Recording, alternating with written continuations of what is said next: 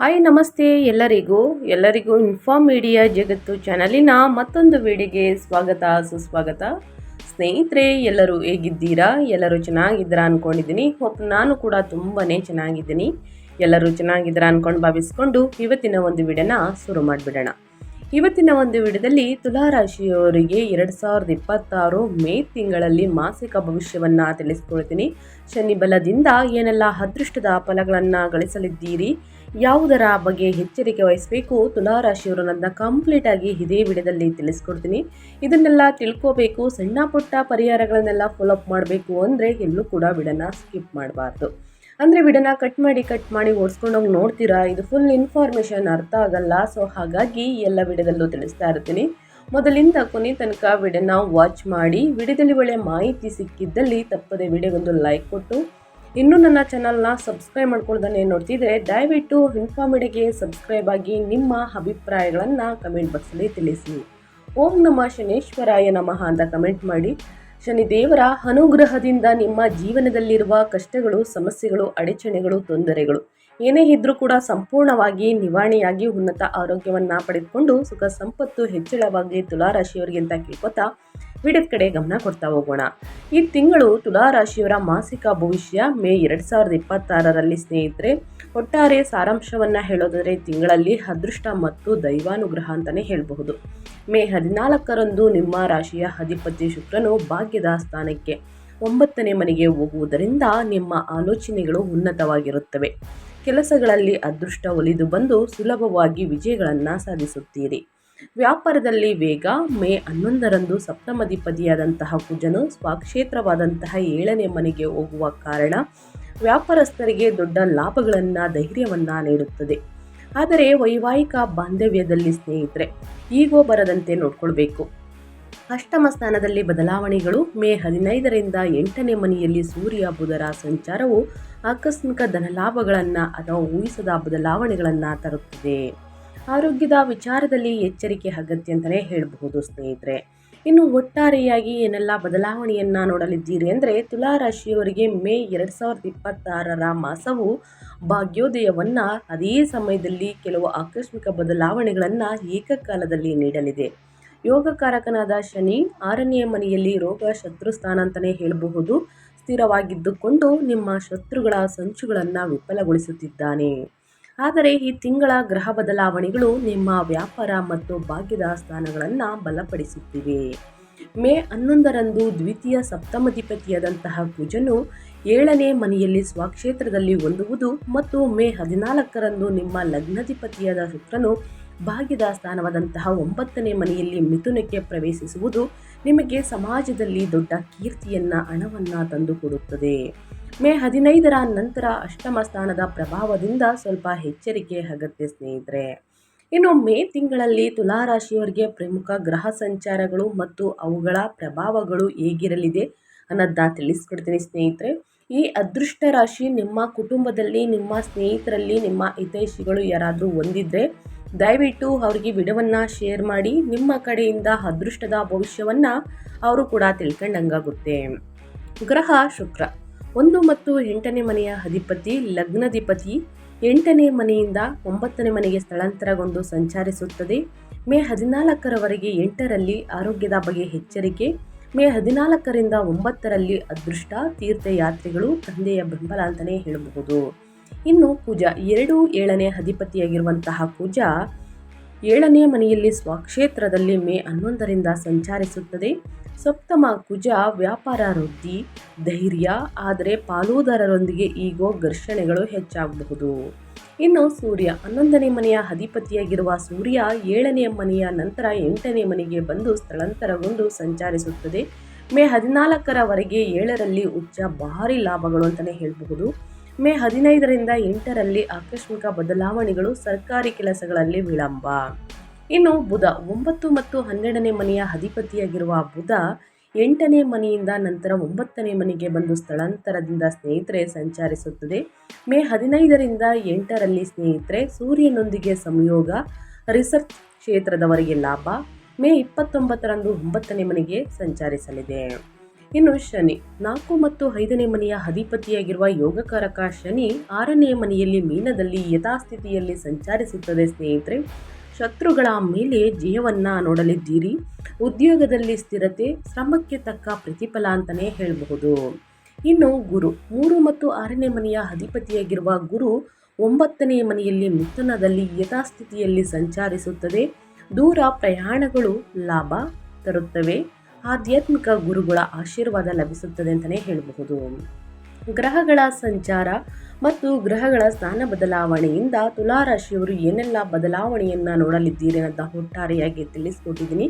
ಇನ್ನು ವೃತ್ತಿ ಮತ್ತು ಉದ್ಯೋಗದ ಬಗ್ಗೆ ಹೇಳೋದಾದರೆ ಏನೆಲ್ಲ ಬದಲಾವಣೆಗಳನ್ನು ಗ್ರಹಗಳು ಸೂಚಿಸಲಿದೆ, ಯಾವುದರ ಬಗ್ಗೆ ಮುನ್ನೆಚ್ಚರಿಕೆಗಳನ್ನು ತೆಗೆದುಕೊಳ್ಬೇಕು ಅನ್ನೋದು ನೋಡ್ತಾ ಹೋಗೋಣ. ವೃತ್ತಿ ಮತ್ತು ಉದ್ಯೋಗದ ಬಗ್ಗೆ ಹೇಳೋದಾದರೆ 6ನೇ ಮನೆಯಲ್ಲಿ ಯೋಗಕಾರಕ ಶನಿ ಇರುವುದರಿಂದ ಕಚೇರಿಯಲ್ಲಿ ನಿಮ್ಮ ಸಾಮರ್ಥ್ಯ ಏನೆಂದು ತೋರಿಸುವಂತಹ ಸಮಯವಿದು. ತಿಂಗಳ ಪ್ರಥಮಾರ್ಧದಲ್ಲಿ ಲಾಭಾಧಿಪತಿಯಾದ ಸೂರ್ಯನು 7ನೇ ಮನೆಯಲ್ಲಿ ಉಚ್ಚ ಸ್ಥಿತಿಯಲ್ಲಿ ಇರುವುದು ಮತ್ತು ಅದು ನೇರವಾಗಿ ಲಗ್ನವನ್ನು ನೋಡುವುದರಿಂದ ಕಚೇರಿಯಲ್ಲಿ ನಿಮ್ಮ ನಾಯಕತ್ವ ಗುಣಗಳಿಗೆ ಉತ್ತಮ ಮನ್ನಣೆ ದೊರೆಯುತ್ತದೆ.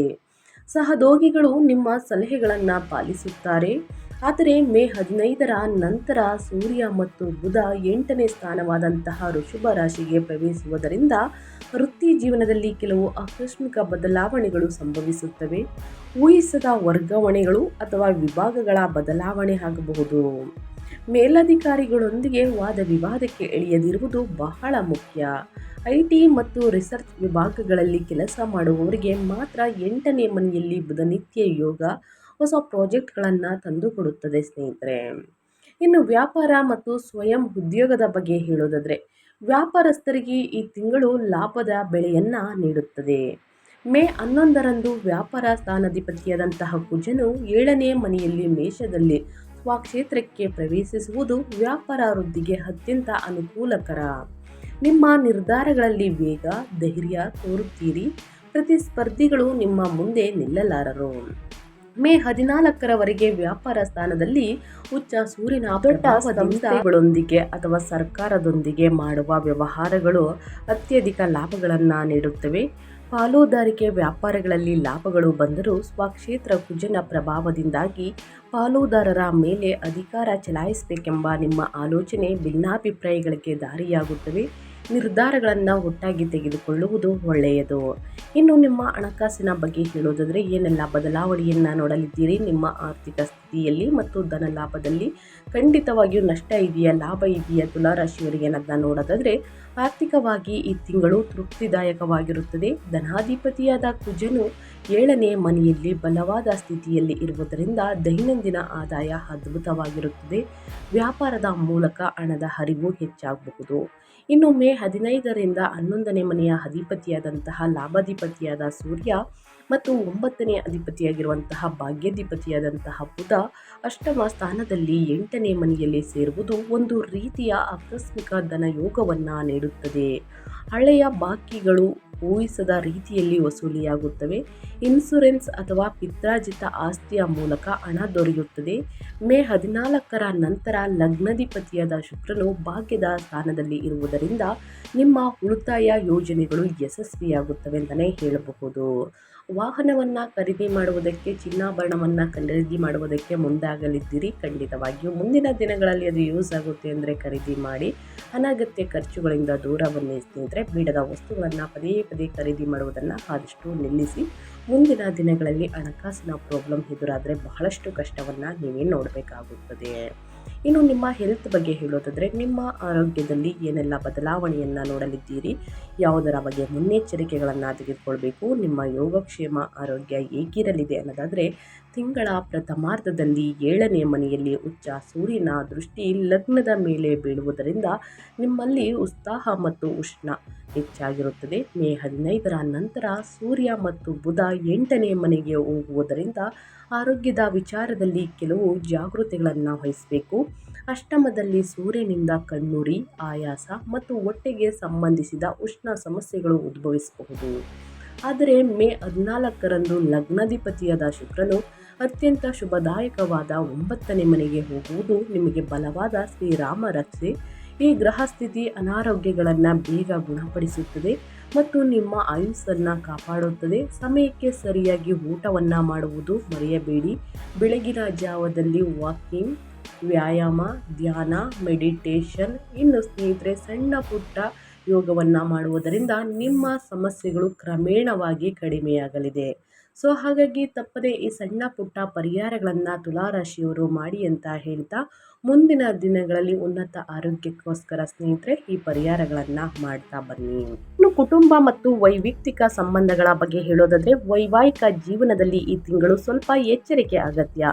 ಮೇ 11ರಂದು ಸಪ್ತಮ ಸ್ಥಾನದಲ್ಲಿ 7ನೇ ಮನೆಯಲ್ಲಿ ಕುಜನು ಸ್ವಕ್ಷೇತ್ರಕ್ಕೆ ಹೊಂದುವುದರಿಂದ ಜೀವನ ಸಂಗಾತಿಯ ವರ್ತನೆಯಲ್ಲಿ ಪ್ರಬಲ್ಯವಾದ ಪ್ರವೃತ್ತಿ, ಸ್ವಲ್ಪ ಕೋಪ ಕಂಡುಬರುತ್ತದೆ. ಸಣ್ಣ ವಿಷಯಗಳಿಗೂ ವಾದ ವಿವಾದಗಳು ಹೆಚ್ಚಾಗುವಂತಹ ಅಪಾಯವಿದೆ. ನಿಮ್ಮ ಕೋಪವನ್ನು ಅಂಕೆಯಲ್ಲಿಟ್ಕೊಂಡು ತಾಳ್ಮೆ ವಹಿಸಿದರೆ ಬಾಂಧವ್ಯವು ಬಲವಾಗಿರುತ್ತದೆ. ಇನ್ನು ಮೇ 14ರ ನಂತರ ಸ್ನೇಹಿತರೆ, ನಿಮ್ಮ ಲಗ್ನಾಧಿಪತಿಯಾದ ಶುಕ್ರನು ಭಾಗ್ಯದ ಸ್ಥಾನದಲ್ಲಿ 9ನೇ ಮನೆಯಲ್ಲಿ ಗುರುವಿನೊಂದಿಗೆ ಸೇರುವುದರಿಂದ ಕುಟುಂಬದಲ್ಲಿ ಸಂತೋಷ ಮರಳಿ ಬರುತ್ತದೆ. ತಂದೆಯೊಂದಿಗಿನ ಬಾಂಧವ್ಯ ಸುಧಾರಿಸುತ್ತದೆ, ಅವರ ಆರೋಗ್ಯ ಉತ್ತಮಗೊಳ್ಳುತ್ತದೆ ಮತ್ತು ಕುಟುಂಬ ಸದಸ್ಯರೊಂದಿಗೆ ಸೇರಿ ಯಾವುದಾದರೂ ಪುಣ್ಯಕ್ಷೇತ್ರಕ್ಕೆ ಹೋಗುವಂತಹ ಯೋಜನೆಯನ್ನು ರೂಪಿಸುತ್ತೀರಿ ಅಂತಲೇ ಹೇಳಬಹುದು. ಇನ್ನು ಶಿಕ್ಷಣ ಮತ್ತು ವಿದ್ಯಾರ್ಥಿಗಳ ಬಗ್ಗೆ ಹೇಳೋದಾದರೆ, ಪಂಚಮಾಧಿಪತಿಯಾದಂತಹ ವಿದ್ಯಾಸ್ಥಾನದಲ್ಲಿ ಶನಿ 6ನೇ ಮನೆಯಲ್ಲಿ ಇರುವುದರಿಂದ ಸ್ಪರ್ಧಾತ್ಮಕ ಪರೀಕ್ಷೆಗಳಿಗೆ ಸಿದ್ಧರಾಗುವವರಿಗೆ ಅದ್ಭುತವಾದ ಯಶಸ್ಸನ್ನು ನೀಡುತ್ತದೆ. ಕಷ್ಟಪಟ್ಟು ಓದಿದವರಿಗೆ ಸರ್ಕಾರಿ ಉದ್ಯೋಗಗಳು ಸಿಗುವಂಥ ಅವಕಾಶಗಳು ಹೇರಳವಾಗಿವೆ. ಮೇ 14ರ ನಂತರ 9ನೇ ಮನೆಯಲ್ಲಿ ಉನ್ನತ ವಿದ್ಯಾಸ್ಥಾನದಲ್ಲಿ ಲಗ್ನಾಧಿಪತಿಯಾದ ಶುಕ್ರನು ಗುರುವಿನೊಂದಿಗೆ ಸೇರುವುದರಿಂದ ವಿದೇಶಿ ವಿಶ್ವವಿದ್ಯಾನಿಲಯಗಳಲ್ಲಿ ಅಡ್ಮಿಷನ್ ಬಯಸುವವರಿಗೆ ಸುಲಭವಾಗಿ ಅವಕಾಶಗಳು ಲಭಿಸುತ್ತವೆ. ಫೈನ್ ಆರ್ಟ್ಸ್ ಅಥವಾ ಡಿಸೈನಿಂಗ್ ವಿದ್ಯಾರ್ಥಿಗಳಿಗೆ ಇದು ಸುವರ್ಣ ಕಾಲ ಅಂತಲೇ ಹೇಳ್ಬೋದು. ಏಕಾಗ್ರತೆಯಿಂದ, ಆಸಕ್ತಿಯಿಂದ ಶಾಂತವಾದ ಸ್ಥಳದಲ್ಲಿ ಕೂತು ಅಧ್ಯಯನವನ್ನು ಮಾಡಿದ್ದಲ್ಲಿ, ಕಷ್ಟಪಟ್ಟು ಅಧ್ಯಯನದ ಕಡೆ ಗಮನ ಕೊಟ್ಟಿದ್ದಲ್ಲಿ ವಿದ್ಯಾರ್ಥಿಗಳು ಉನ್ನತ ಫಲಿತಾಂಶವನ್ನು ಖಂಡಿತವಾಗಿಯೂ ಗಳಿಸಲಿದ್ದೀರಿ ಸ್ನೇಹಿತರೆ. ತಂದೆ ತಾಯಿಯ ಮಾತನ್ನು ಗೌರವಿಸಿ, ಗುರು ಹಿರಿಯರನ್ನ ಮಾತುಗಳನ್ನು ಪಾಲಿಸುವುದು ಬಹಳ ಮುಖ್ಯ ಸ್ನೇಹಿತರೆ. ಶ್ರದ್ಧೆ ಭಕ್ತಿಯಿಂದ ಕೂತು ಅಧ್ಯಯನದ ಕಡೆ ಗಮನ ಕೊಡಿ, ಉನ್ನತ ಫಲಿತಾಂಶ ನಿಮ್ಮದಾಗಲಿದೆ ಅಂತ ಹೇಳ್ತಾ, ಇನ್ನು ಸಣ್ಣ ಪುಟ್ಟ ಸಮಸ್ಯೆಗಳಿಗೆ, ದೊಡ್ಡ ಸಮಸ್ಯೆಗಳಿಗೆ ಪರಿಹಾರವನ್ನು ತಿಳಿಸ್ಕೊಡಿ, ನಾವು ಅನುಸರಿಸ್ತೀವಿ ಅಂತಂದರೆ ಖಂಡಿತವಾಗಿಯೂ ಈ ಪರಿಹಾರವನ್ನು ತಿಳಿಸ್ಕೊಡ್ತೀನಿ, ಅನುಸರಿಸಿ. ಮೇ 2026ಕ್ಕೆ ವೇದ ಪರಿಹಾರಗಳು ಬಂದು ಸಪ್ತಮ ಸ್ಥಾನದಲ್ಲಿ ಕುಜನಿಂದ ಬರುವ ವೈವಾಹಿಕ ವಿವಾದಗಳನ್ನು ನಿವಾರಿಸಿಕೊಂಡು 8ನೇ ಮನೆಯಲ್ಲಿರುವ ಗ್ರಹಗಳಿಂದ ಬರುವಂತಹ ಆರೋಗ್ಯದ ಸಮಸ್ಯೆಗಳನ್ನು ಕಡಿಮೆ ಮಾಡಲು ಈ ಪರಿಹಾರಗಳನ್ನು ಫಾಲೋ ಮಾಡಿ. ಮೊದಲನೇದಾಗಿ ಶನಿವಾರದಂದು ಶನಿದೇವರಿಗೆ ತೈಲಾಭಿಷೇಕವನ್ನು ಮಾಡಿಸಿ, ಕಪ್ಪು ಎಳ್ಳನ್ನು ಮತ್ತು ಕಪ್ಪು ಬಟ್ಟೆಯನ್ನು ದಾನ ಮಾಡಿ. ಖಂಡಿತವಾಗಿಯೂ ನಿಮ್ಮ ಸಮಸ್ಯೆಗಳು ನಿವಾರಣೆಯಾಗಲಿದೆ, ಆರೋಗ್ಯದಲ್ಲಿರುವಂತಹ ಸಮಸ್ಯೆಗಳು.